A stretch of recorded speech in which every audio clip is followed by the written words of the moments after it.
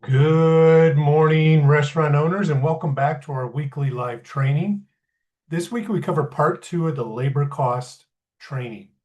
My name is Tim Cernat, founder of Financial Optics, where we help independently owned restaurants improve profits and cash flow by providing financial clarity, actionable financial insight, and strategic foresight. Now, this weekly training is designed to help you use your accounting systems and your financial data to make better financial decisions in your business, and with that, become better operators. Let me share my screen and go to this week's slide deck and put that in present mode, and you should start seeing the presentation. Okay. So last week, we built the conceptual foundation. We defined ideal labor, the fewest hours that produce the best guest experience consistently while maintaining staff satisfaction and profitability. We talked about recognizing labor waste, the four core labor categories, and I gave you a focused observation assignment. Slow down, watch your operation, talk to your team, and come back this week with some real observations. And I hope you did that because today we're going to turn those observations into the practical system. This week is hands-on. We're going to cover KPIs that drive smart scheduling, how to forecast customer counts, build a schedule from productivity data, shift management tools your managers can use in real time, and a continuous cycle that keeps the whole system improving week over week. Now, I'm going to pull over actual spreadsheets and walk you through them. There's a lot of detail today, and that's intentional. Managing your labor, easy for me to say. So managing your labor at this level of precision is what separates restaurants running at 34% labor costs from those ones running at the 30%, 37% medium or higher. That difference is tens of thousands of dollars a year. So it's worth the effort. And once it becomes routine, it's not much effort. So today's techniques will help you stop guessing about staffing and start making data-driven decisions that protect your margins, keep your staff happy, and maintain customer satisfaction. So let's move on to the KPIs that drive smart scheduling. So you all have heard the old cliche, you can't improve what you don't measure. We hear it so many times because it's an underlying truth. There are four KPIs that form your labor management dashboard, and you should track them daily. Sales per labor hour, that's the total sales divided by your total labor hours over a period of time. And this tells you how much revenue each labor hour is generating. It's the single most important productivity metric for scheduling decisions, sales per labor hour. Then there's customers per labor hour, the guest count divided by the total labor hours. This tells you how efficiently your team is serving customers relative to the hours you're paying for. And it also ensures that you maintain your customer satisfaction by having the right number of staff on hand based on the customers that are expected in your restaurant at that time. Labor cost percentage, that's your total labor cost divided by total sales. And this is directly from the numbers on your P&L. And remember from last week, profitable full service operators are running at 34%, while the median is 36.5%. That 2.5% difference in your labor costs can add tens of thousands of dollars to your bottom line. And then there's your average hourly wage. That's the total cost divided by your total hours. And this gives you the blended rate across your team, which you need for projecting your labor budgets, which we're going to talk about as we get more into that. Let me bring over a live spreadsheet that shows you the KPIs that we just talked about. So there's a lot of information here. It's kind of will make your eyes glass over, but just stick with me on this. And this is something that we build, or you can build for yourself, and we build for some of our customers. So let me walk you through it. The white cells are the daily inputs: guest count, total checks, sales, labor hours, labor cost. These come directly from your point of sale system and your payroll system. Once someone on your team understands exactly where to go every day, it takes 5 minutes, probably less, to populate the schedule per day. The blue cells are the calculated KPIs that we talked about: per person average, check average, average daily pay rate, labor cost percentage, sales per labor hour, guest per labor hour. The formulas are simple division. It's the value isn't in the math, it's in seeing the patterns that emerge when you populate this schedule consistency over days and weeks, and you start to look at these columns and understand how your restaurant is performing. So the labor cost percentage and the sales per labor hour are the two most important numbers here.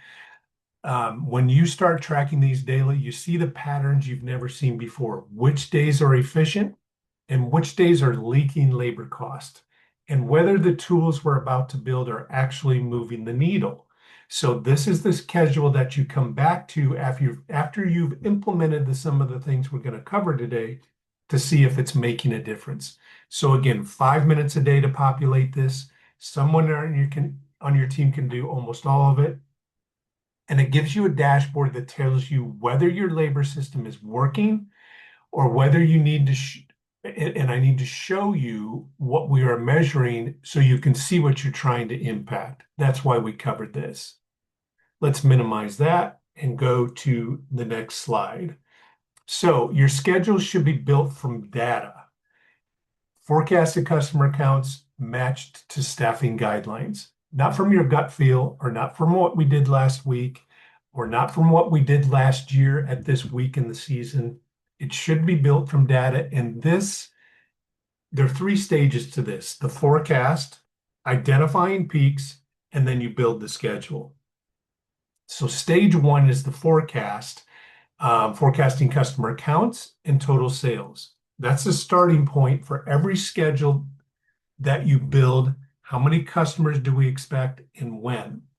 And you pull that customer count data directly from your point of sale system by shift, lunch and dinner, and by day of the week. Build 3-week and 6-week rolling averages. These smooth out one-off anomalies and give you a real baseline. Let me pull over an example of customer count tracking. Pull that up a little bit, and you can see that it's already identifying some peaks. So this is the spreadsheet with your historical averages and manual adjustments. That gets you 80% of the way there, or 100% of the way there if you're not using AI technology to forecast. Use this as the AI human in the loop to verify what AI is telling you if you're actually using some of the AI tools built in, say, Margin Edge, or maybe even your point of sale system, to give you a forecast of what's expected next week. So the customer counts are broken out by shift, lunch and dinner. The template calculates 3-week and 6-week averages.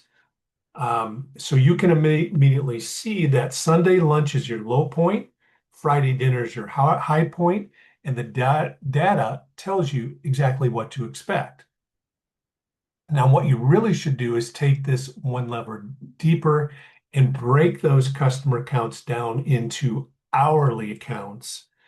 And we're not going to show the detail of that spreadsheet, but the concept is so that you can start to see your peak periods by day. Your schedule should reflect the hourly guest patterns, not just daily totals.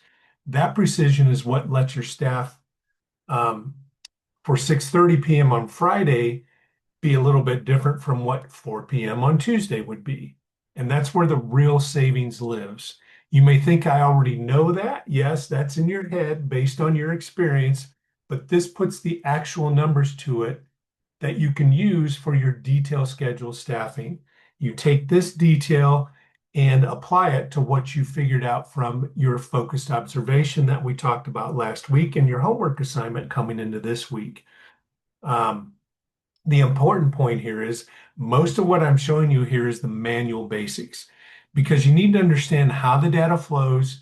But keep in mind, we always advocate for using the technology advantage that you probably already have inside your systems that you're hopefully already using. For example, 7Shifts automatically imports historical and real-time sales data from your point of sale system to generate AI-powered sales forecasts by the hour, as well as customer accounts by the hour. But you need to understand the underlying basics to effectively use that technology. So let's move on to slide 7, the master staffing worksheet.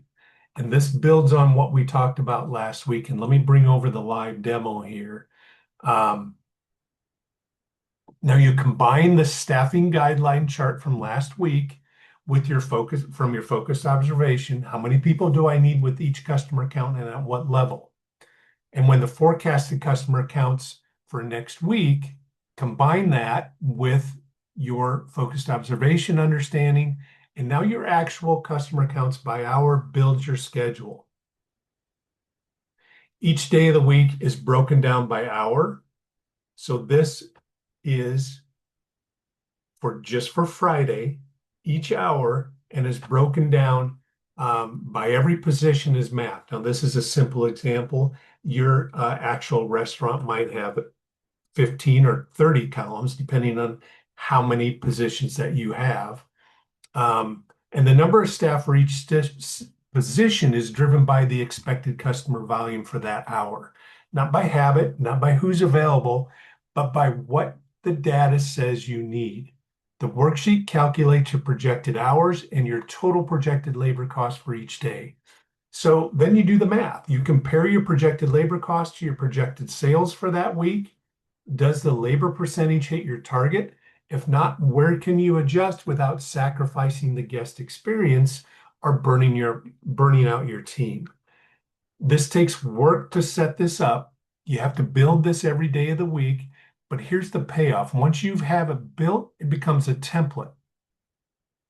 And if you're using schedule software like 7Shifts, you can save these as templates labeled by customer volume levels or customer account levels. You might end up with a dozen templates: Friday high volume, Tuesday moderate, Sunday brunch. For each day of the week, the right template, and then you start to fine tune it based on seasonality, perhaps in your restaurant, in your town, so that you have a batch of templates to pull from based on what you're expecting next week. And then within that template, then you refine it even further based on what you're projecting for next week. So I'll repeat what I said at the top. This is a lot of data points, and we're walking through the manual process here. But if it's adding tens of thousands of dollars to your bottom line over the course of a year, it's well worth the effort. It's well worth you understanding how this works behind the technology. And once it becomes routine, it's really not that much effort. So that brings me to actually producing a projected labor budget. So before you finalize any schedule, calculate the projected labor cost and compare it to projected sales. This is where the schedule becomes the budget. And this step is what many owners want to skip because it's the math involved and it's some of the hard work. They build the schedule, they post it, and then they find out at the end of the week whether they hit their labor target or not. That's a little backwards. The process is combine your forecasted customer accounts with your staffing guidelines that we built last week and you worked over the past week.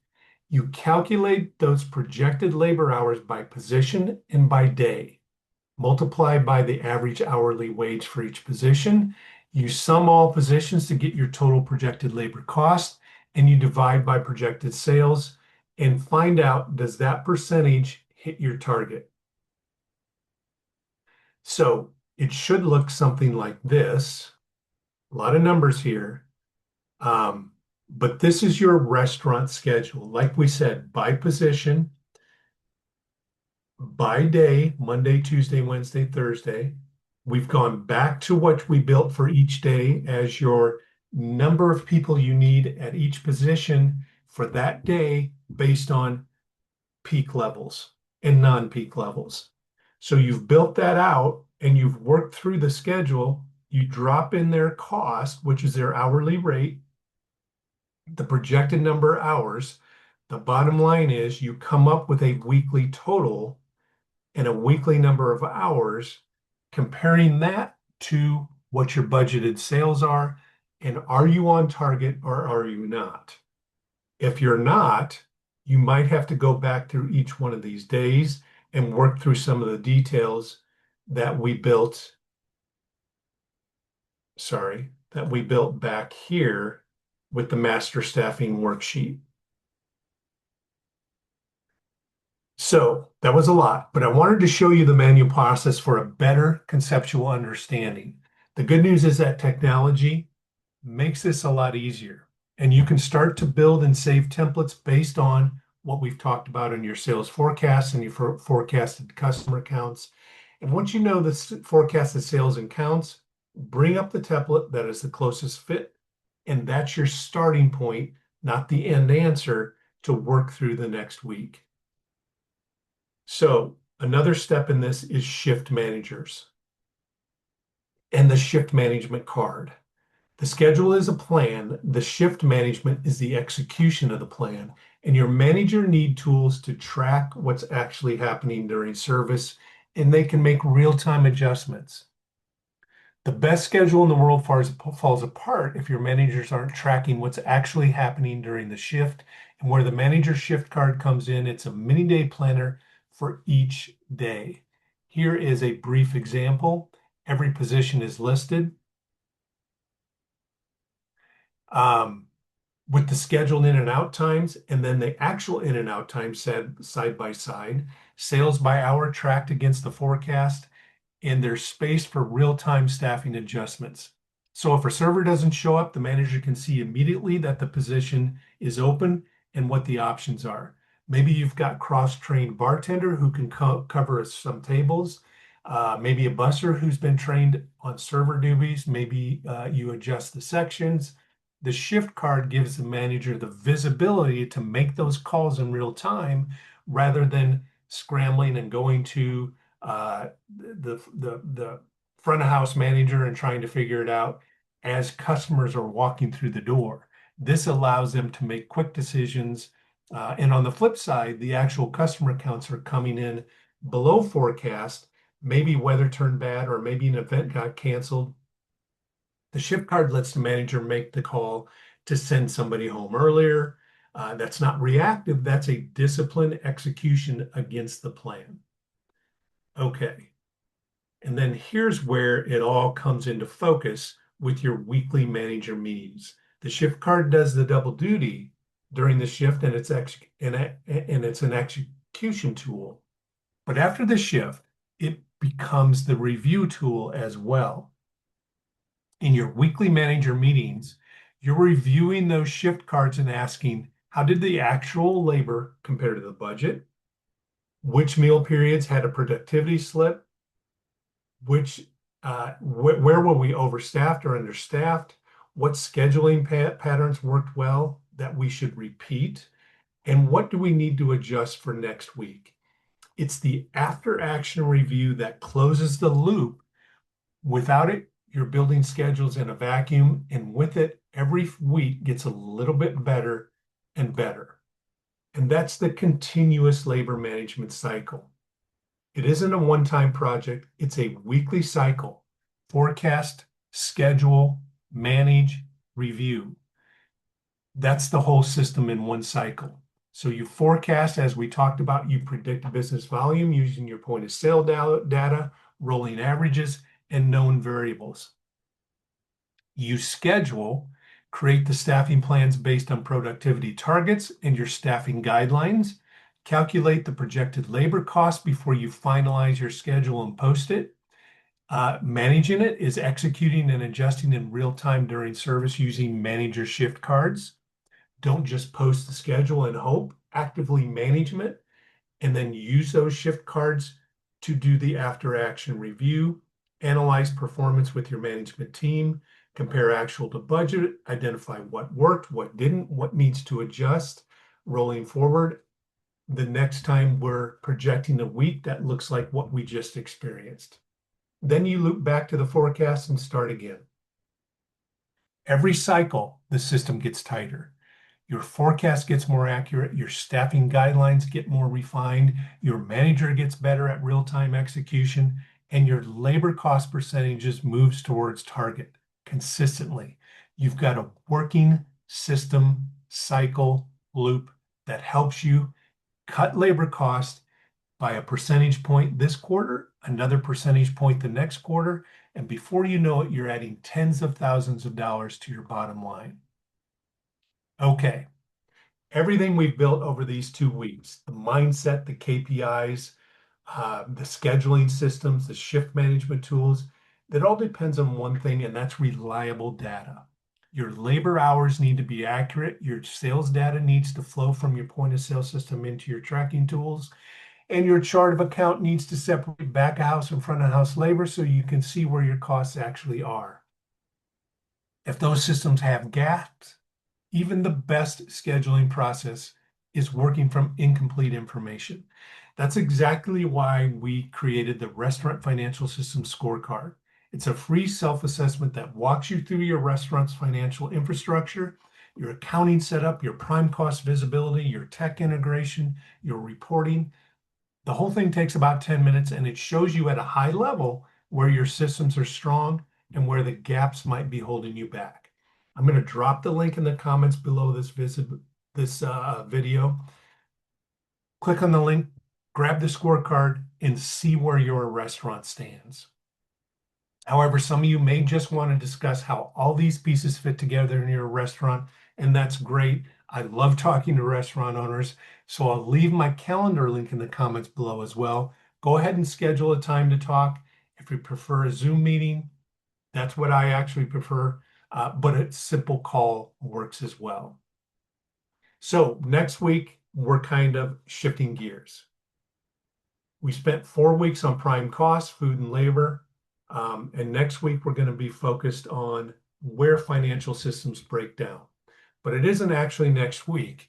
I'll be out next week, but I'll be back here when we step back into the bigger picture, why the systems break down in restaurants, how to recognize the gaps that are quietly costing you money.